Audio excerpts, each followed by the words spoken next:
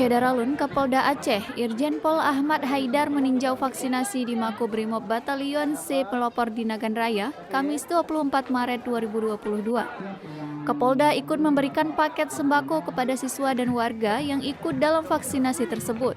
Kapolda didampingi Bupati Nagan Raya Muhammad Jamin Idham, Bupati Abdia Akmal Ibrahim.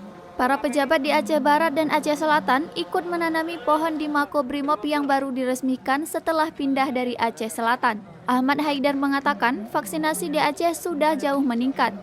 Untuk dosis 1 sudah melebihi 90% dan saat ini dosis 2 sudah mendekati 70%.